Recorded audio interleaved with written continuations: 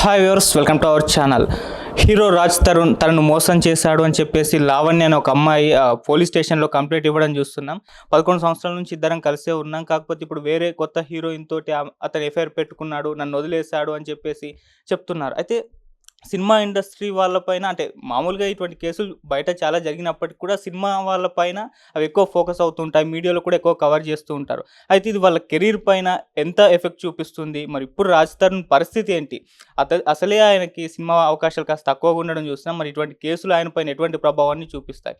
ఇప్పుడు ఇదే అంశం మీద డిస్కస్ చేయడానికి ప్రజెంట్ మనతో పాటు బందూక్ మూవీ డైరెక్టర్ లక్ష్మణ్ మురారి గారు ఉన్నారు. వారితో డిస్కస్ చేద్దాం. సార్ నమస్కారం sir. Sir Raj Tarun issue మీరు కూడా విన్నారు సార్.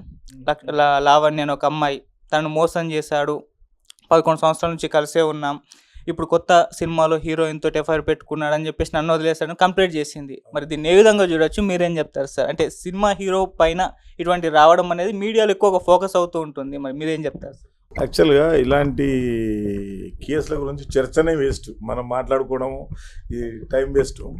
అయితే ఎందుకంటున్నానంటే ఇండియన్ పీనల్ కోడ్ ప్రకారము ఒక తప్పు చేసిన వ్యక్తి ఎవరికైనా సేమ్ శిక్ష ఉంటుంది. సో రాజ్ తరుణ్ అనో, లేకపోతే సినిమా ఇండస్ట్రీకనో, పొలిటీషియన్ అనో, లేదా ఇంకొక క్రీడాకారుడనో, లేకపోతే సెలబ్రిటీస్ అయినంత మాత్రాన శిక్షల మార్పేం ఉండదు. సో అసలు డిస్కషన్ పాయింట్ కాదు ఇది. ఫస్ట్ ఆఫ్ ఆల్ అక్కడ రాజ్ తరుణ్ ఉండొచ్చు, లేకపోతే ఇంకొక తరుణ్ ఉండొచ్చు, ఇంకొకరు ఎవరున్నా కూడా శిక్షనే. మేబీ ఇది 493 సెక్షన్లోకి వస్తుంది, అమ్మాయిని నమ్మించి పెళ్లి చేసుకోకపోవడం అనేది. సో ఈ విషయాన్ని ధృవీకరించేటోళ్ళు ఎవరు? ఇప్పుడు ఆమె కంప్లైంట్ చేసింది. ఆ కంప్లైంట్ చేసిన తర్వాత మళ్ళీ వీళ్ళది వచ్చేసి ఎంక్వైరీ చేస్తారు, వీళ్ళు ఇంకా లివింగ్లోనే ఉన్నారా, లేకపోతే ఆ అమ్మాయి వాంటెడ్ లీవ్ డబ్బు కోసం ఏమైనా చేస్తుందా, లేకపోతే రాజ్ తరుణ్ నిజంగానే చేసిండా? ఇలాంటి ఎన్నో ప్రశ్నలు పోలీసు వాళ్ళకి, సమాధానం ప్రశ్నలన్నీ పోలీసు వాళ్ళకు ఉంటాయి. అయితే ఈ విషయాన్ని సినిమా వాళ్ళు కాకుంటే ప్రతిరోజు జరిగేది ఇది, వందలు జరుగుతాయి మన ఇండియా మొత్తంలో. ఇండియా కాన్స్టిట్యూషన్ రాజ్యాంగ ప్రకారము దీనికే ఇంత శిక్ష చేయాలనుకుంటే 10 ఏళ్ళ శిక్ష ఉంది దీనికి. మరి ఒకవేళ ఇదే నిజమైతే 10 ఏళ్ళ శిక్ష ఉంది. ప్రతిరోజు జరుగుతుంది. ప్రభుత్వ ఉద్యోగులు చేస్తారు, పోలీసు వాళ్ళు చేస్తారు, డాక్టర్లు చేస్తారు, లాయర్లు చేస్తారు, బిజినెస్ మ్యాన్లు చేస్తారు. ఒక ఆమెను నమ్మించి అంటే ఆ రోజున్న టర్మినాలజీలో నిజంగా పెళ్లి చేసుకుందామని ఉండొచ్చు. ఆమె ఒకసారి డ్రగ్స్ కేసులో పెట్టినాం, ఇతనేనా? నిజమేనా? అప్పుడు అంటే డ్రగ్స్ కేసులో కూడా ఈ లావణ్య అని చెప్పేసి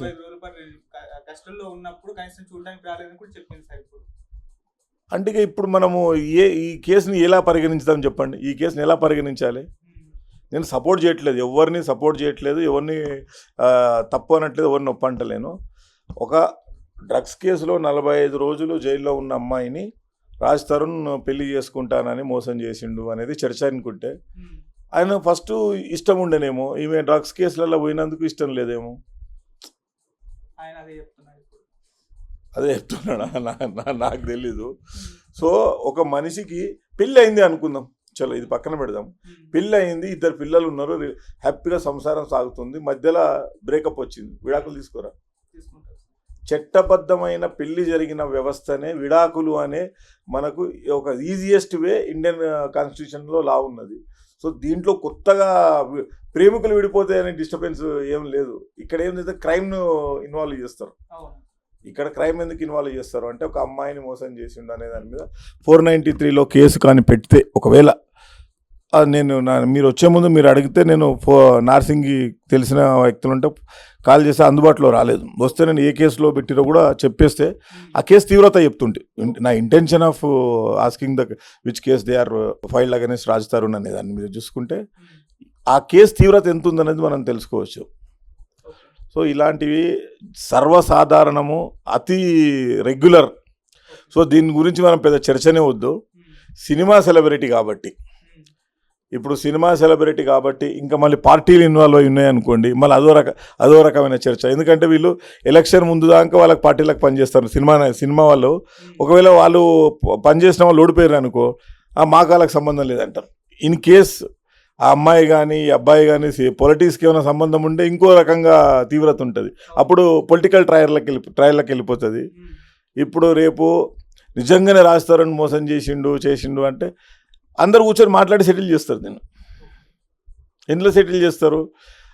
లాస్ట్కి ఎండ్ ఆఫ్ ద డే అంటే నాకు ఇలాంటి పరిచయాలు, ఇలాంటి అపనమ్మకాలు, అభద్రతా భావాలతో ఏర్పడ్డ బంధాలన్నీ ఏదో ఒక డబ్బుకో ఏదో ఒక దేనికో సెటిల్మెంట్ అయిపోతాయి. అప్పుడు ఈ చర్చ ఎందుకు దేనికోసం మనం? ఆమె పోలీస్ స్టేషన్ కేసుకి వెళ్ళకంటే ముందు ఎన్నోసార్లు డిస్కషన్ జరిగింటుంది కదా. ఇప్పుడు ఆ అబ్బాయి కొత్త అమ్మాయితో తిరుగుతున్నాడు అంటే ఆ అమ్మాయి దగ్గర ఏమి దొరికిందో, ఈ అమ్మాయి దగ్గర మళ్ళీ కొత్తగా ఏం దొరుకుతుందో. సో జనరల్గా ఇది కేవలం ఒక సినిమా ఆర్టిస్ట్ కాబట్టి కొంచెం ప్రాపగండ అవుతుంది. టీవీ ఛానల్లో పెద్ద పెద్ద స్క్రోలింగ్లు వస్తాయి, ఫుల్ స్క్రీన్లో ఫొటోస్ వస్తుంటాయి. కానీ ఇలాంటి వందలు జరుగుతాయి. అంటిల్ అన్లెస్ నోన్ పర్సనాలిటీ కాకపోతే అసలు డిస్కస్ చేయాల్సిన సంబంధంగా. ఒకవేళ నిజంగా కూడా రాజ్ తరుణ్ ప్రేమించి ఆ అమ్మాయిని అది చేసి ఇది చేసి కేవలం ఒక సెక్సువల్ హరాస్మెంట్ చేసింటే మాత్రం తప్పకుండా ఆయనకు శిక్ష పడాల్సిందే. ఇన్ కేస్ లేదు మ్యూచువల్గా వాళ్ళు when they are committed with the living relation, we don't know what they are committed for how we can proceed with the life. ఆ లైఫ్ని ముందుకు ఎట్లా సాగిద్దాం, మనము పిల్లలు పుట్టుకుందామా లేకపోతే ఓన్లీ ఇట్లే ఉందా, ఇలాంటి ఎన్నో సమస్యలు ఉంటాయి, ఎన్నో డిస్కషన్స్ జరుగుతాయి. సో దీని గురించి పెద్ద చర్చనే అవసరం లేదు. ఓన్లీ సెలబ్రిటీస్ కాబట్టి ఇలాంటి చర్చలు వస్తుంటాయి. ఒకవేళ నిజంగా కూడా రాజ్ తరుణ్ తప్పు చేస్తే నిజంగా పోలీస్ ఎంక్వైరీలో కానీ లేకపోతే అన్ని చట్టానికి ఎవ్వరు కూడా అతీతులు గారు. ప్రతి ఒక్కరికి ఈ కేసులో ఎవరిపైన బుక్ అయినా కూడా ఎంత శిక్ష పడుతుందో 493 నిజంగా ప్రూవ్ అయితే 10 ఏళ్ళ పైన కూడా పట్టొచ్చు. సో అంతే శిక్ష పడుతుంది. అంటే హోప్ నేనేమనుకుంటున్నాను, ఒకవేళ వాళ్ళు ఆకర్షణకే లోనై ఇలా డిస్టర్బెన్స్ అయితే మాత్రం వాళ్ళిద్దరు కలవాలని కోరుకుంటాను నేను. ఒకవేళ రాజ్ తరుణ్ వేరే అమ్మాయితో లివింగ్లో ఉండడం కోసం ఈమెను వదిలాడు అని అంటే అక్కడ ఈమె దగ్గర దొరకని ఆకర్షణ అక్కడ దొరికింటే అది తాత్కాలికమైన ఆకర్షణ. నిజంగా ప్రేమించుకొని లవ్ చేసుకున్న వాళ్ళకు ఏదైనా కూడా లైట్ తీసుకుంటారు. సో వాళ్ళిద్దరు కలిసే మంచిగా ఉందామని కోరుకుందాం. అంటే మామూలుగా ఇష్యూ కింద కామెంట్స్ చూస్తే సినిమా వాళ్ళంటే ఇంతే, సినిమాల్లో ఇది కామను, సినిమా వాళ్ళు మోసం చేయడము, విడిపోవడము, ఇంకొకరితో తిరగడము, ఇదంతా కూడా క్యాజువల్, అంటే సినిమా వాళ్ళకే ఇది చెందింది అన్న కామెంట్స్ అయితే ఈ ఇష్యూ పైన కింద రావడం చూస్తున్నాం సార్. మరి దీన్ని ఏ విధంగా చూస్తారు? ఒక పని చేద్దాము, మనము గూగుల్ చేద్దాం. ఇప్పుడు అమ్మాయిని మోసం చేసిన సినిమా వాళ్ళు, అమ్మాయిని మోసం చేసిన బయట వాళ్ళు లేరా? సినిమా వాళ్ళు హార్డ్లీ వందలలో ఉంటారండి. అంటే ఫేమస్ అయిన ఫిగర్స్ 100-200 మెంబర్స్ ఉంటారు. ఓన్లీ 100-200 కేసులు అయినాయా ఎన్ని సంవత్సరాల నుండి? సినిమా వాళ్ళు తొందరగా తెలిసిపోతుంది. ఎవరో పలానా ఊర్లో ఎవరో రాజ్ తరుణ్ వేరు, హీరో రాజ్ తరుణ్ వేరు కదా. సో మేబీ అట్లా అట్రాక్ట్ అయి ఉంటారు. సో అలా కామెంట్ పెట్టే వాళ్ళకి ఏం చెప్తున్నాను అంటే, ఎస్పెషల్లీ అంటే సినిమా వాళ్ళని తప్పుగా చూసి సినిమా వాళ్ళని తప్పు అనే వాళ్ళకి నేను చెప్పేది ఏంటంటే, వాళ్ళ చరిత్రలో వాళ్ళ లైఫ్లో ఎంతో కేసులు చూసి ఉంటారు కదా. వాళ్ళ లైఫ్లో చూసిన అన్ని కేసుల్లో అంటే ఒక 100 కేసులు తెలిసి ఉంటే, చూడకున్నా పర్లేదు, టీవీలోనో పేపర్లోనో వాట్సాప్లో చూసి ఉంటే అందులో ఎన్ని సినిమా కేసులు ఉన్నాయి? ఎన్ని సినిమా కేసులు ఉంటాయి సినిమా వాళ్ళకి? రోజు ఎంత క్రైమ్ ఉంటుంది? సుమారు 3-4 లక్షల క్రైమ్ రికార్డ్స్ అవుతాయి. సో దాంట్లో సినిమా వల్ల ఎన్ని ఉన్నాయి?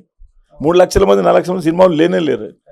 సో సినిమా ఈజీగా దొరుకుతుంది అంతే. అంటే దాన్ని వాళ్ళది కూడా వెకిలితనమే, వాళ్ళకు కూడా అవివేకం, వాళ్ళకు తెలియని దాన్ని సినిమాని బ్లేమ్ చేద్దాం. ఫస్ట్ ఆఫ్ ఆల్ ఏంటంటే, ఈ టీవీ ఛానళ్లకు దీన్ని బ్రేకింగ్ న్యూస్ చేయడమే చాలా చీపెస్ట్ థింగ్.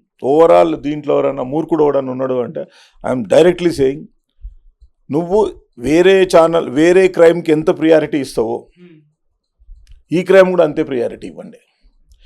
ఎందుకు అంటే ఇది దేశానికి నష్టం జరిగేది కాదు, వ్యవస్థకు నష్టం జరిగేది కాదు. ఇప్పుడు అదే రాజ్ తరుణ్ డ్రగ్స్ అమ్ముతున్నాడు, రాజ్ తరుణ్ ఒక గవర్నమెంట్ ఆస్తిని ధ్వంసం చేసిండు, రాజ్ తరుణ్ ఇంకొకరినేమో ధ్వంసం చేసిండు అంటే యూ కెన్ టేక్ దాన్ని ఎంతైనా పెద్దగా చేయొచ్చు. ఎందుకంటే సమాజానికి కీడు జరుగుతుంది కాబట్టి. ఇది internal issue with both the parties. So ఇద్దరి మధ్యలో జరుగుతున్న దాన్ని ఇదే సంఘటనలు నాన్ ఫిల్మీ వాళ్ళు, నాన్ సెలబ్రిటీసు, నాన్ పొలిటీషియన్స్ జరిగితే ఈ టీవీ ఛానల్ ఎంత స్పందిస్తాయో అంతే స్పందిస్తే కరెక్ట్ అంత. ఎందుకంటే మళ్ళీ రేపు ఇంకో న్యూస్ వస్తుంది, వారం రోజుల తర్వాత ఇంకో న్యూస్ ఇది కనుమరుగవుతుంది. కానీ ఈ వారం రోజులు 2 కుటుంబాల మధ్యలో ఘర్షణ పెరుగుతుంది కదా. ఈ ఇష్యూ తీసుకుంటే అంటే మామూలుగా సినిమా యాక్టర్స్ పైన ఎటువంటి కేసులు నమోదైనప్పుడు వాళ్ళ కెరీర్ పైన ఇది ఎటువంటి ఎఫెక్ట్ చూపిస్తుంది? ఇప్పుడు రాజ్ తరుణ్ పరిస్థితి తీసుకుంటే సార్ పెద్దగా అవకాశాలు ఇప్పుడు లేవు. మరి ఇప్పుడు ఫోకస్ అయ్యాడు కాబట్టి మీడియాలో మరి అవకాశాలు ఏమైనా పెరిగే అవకాశం ఉందా ఈ ఇష్యూస్తో, లేకుంటే ఇప్పటికీ అవకాశాలు లేవు కాబట్టి ఇక సినిమాల్లో ఆయన కనుమరుగయ్యే అవకాశం ఉంది? ఎటువంటి ఎఫెక్ట్ చూపిస్తుంది అంటారు సార్? ఇప్పుడు సినిమా వాళ్ళతో చర్చ పెడదాం. సినిమా టాపిక్ అనేది చాలా పెద్ద విషయం. భారతదేశంలో చాలా కీలకంగా జరిగిన విధ్వంసం సినిమా వాళ్ళతో జరిగింది సంజయ్ దత్ కేసు. అంటే ఒక బాంబే నగరాన్ని కొన్ని వందల జనాల నష్టం జరిగింది, కొన్ని ఎన్నో బాంబ్ బ్లాస్ట్లు జరిగినాయి. ఆ కేసు తీవ్రతతో పోల్చుకుంటే అంటే సినిమా వాళ్ళు చేసిన తప్పులు, రెడ్ హ్యాండెడ్గా దొరికిన హీరోయిన్లు వ్యభిచారం చేస్తూ, అది ఏది పోలీసు వాళ్ళ దాని ప్రకారం ల్యాండ్ల విషయంలో రాజకీయాలు చేసుకుంటూ అది చేసుకుంటూ ఎన్ని క్రిమినల్స్ అఫైర్లో ఉన్న సినిమా వాళ్ళతో పోల్చుకుంటే ఇది ఇద్దరు కుటుంబాలది. సో ఈ కేసు వల్ల సమాజానికి కానీ దేశానికి కానీ రాష్ట్రానికి కానీ ప్రజలకు కానీ ఎవరికి ఏం డ్యామేజ్ జరగదు. This is just emotional relation between two parties. So దీని గురించి సినిమా వాళ్ళ కెరీర్ డిస్టర్బ్ అవుతుంది అంటే డిస్టర్బ్ ఏమీ అవ్వదు. చాలామంది రెడ్ హ్యాండెడ్గా దొరికిన తర్వాత కూడా వాళ్ళు హ్యాపీగా రాజకీయం చేసుకుంటున్నారు, హ్యాపీగా సినిమాలు చేసుకుంటున్నారు. సో సినిమాకి కేసులకు పెద్ద ఎఫెక్ట్ ఉండదు. ఇంకో ప్లస్ అయింది అనుకుందాం, ఇప్పుడు రాజ్ తరుణ్ ఒక సినిమా వస్తుంది తిరగబడరా స్వామి అనేది, అదేనా? సో ఆ సినిమాకి ప్రమోషను అసలు లేదు, రాజ్ తరుణ్ కనుమరుగైండు అన్న తర్వాత టకీమని ఈ సినిమా వస్తుందేమో. ఈ మధ్య ఇంకోటి కూడా ఫన్నీగా జరుగుతున్నాయి. ఏంటిదంటే సినిమా వాళ్ళు తమ ప్రమోషన్లో భాగంగా కూడా తనను హైలైట్ చేసుకోవడానికి కేసులు చేసుకుంటుంటారు. అలాంటిదైతే కాదు కదా, ఆ మధ్యలో చాలా వచ్చినాయి కదా. ఎన్నో సినిమాలకు ముందు వాళ్ళు రోడ్డు మీదకి వెళ్ళి స్టూపిడిటీ చేసుకొని కొంచెం దాన్ని సినిమా ప్రమోషన్ భాగంలో కూడా చేసుకుంటున్నారు. సో ఇలాంటి సంఘటనలు జరిగినప్పుడు రెండు కుటుంబాలు లేదా ఇద్దరు వ్యక్తులు చర్చించుకోవాల్సిన అంశం. దాన్ని పబ్లిక్ చేసుకున్నంత మాత్రాన వాళ్లకు ఏమీ రాదు, లేకపోతే దానివల్ల ఇద్దరు మాట్లాడుకోవడానికి సోషల్ మీడియాలో ఫ్రీగా కామెంట్ పెట్టవచ్చు. కాబట్టి ఏ ఛానల్లో ఏ దాంట్లో కామెంట్కి ఒక ₹1 అని పెట్టండి, ఎవరైనా కామెంట్ పెడతారా చూడండి, పెట్టరు. కామెంట్కి 10 పైసా అని పెట్టండి కూడా పెట్టరు. ఇదంతా ఏముంటుందంటే టైంపాస్ కాని కోసం చేస్తారు. అంటే నేను దీన్ని ఎందుకు కొట్టిపారేస్తున్నాను అంటే ఇది రెగ్యులర్గా జరిగే సంఘటనలే. పెళ్ళైన వాళ్ళే విడిపోతారు భయ్, పెళ్ళైపోయి విడిపోయి వాళ్ళు మళ్ళీ కొత్త సంసారాలు చేసి సూపర్ స్టార్లు అయిన వాళ్ళు కూడా ఉన్నారుగా మన దీంట్లో.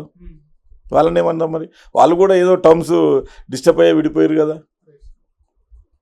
ఒక హీరో ఇద్దరు పిల్లలని చేసుకొని సుఖంగా జీవితాన్ని గడిపిన హీరోలు కూడా ఉన్నారు కదా. సో వీటన్నిటికీ ఆ సర్కమ్స్టెన్స్లలో వాళ్ళు తీసుకునే తీవ్రతనే ఇలాంటి కేసులు.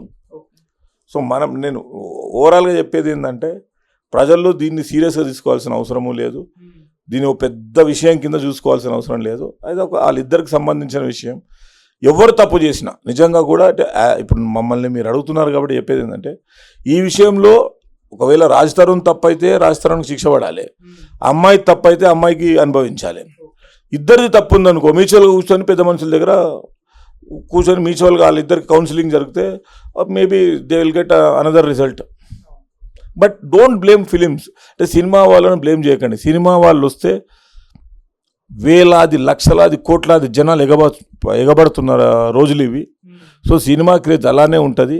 సో దయచేసి డోంట్ బ్లేమ్ సినిమా. ఒక్క పర్సన్ ఏదో చేసిండో వాళ్ళ పర్సనల్ రిలేషన్కి సినిమా వాళ్ళని బ్లేమ్ చేయడం అనేది ప్రజలు మీరు కూడా మేల్కోవాలి. ఆ టీవీ ఛానల్లో వచ్చిన బ్రేకింగ్ న్యూస్లు చూసి దాన్ని ఏదో ప్రపంచం కొట్టుకుపోతున్నట్టు ఫీల్ కావాల్సిన మీ పనులలో మీరు పడిపోండి. అసలు ఇప్పుడు ఇలాంటివి రోజు జరుగుతున్నాయి కాబట్టి దాని మీద శ్రద్ధ లేనప్పుడు దీని మీద కూడా శ్రద్ధ పెట్టకండి.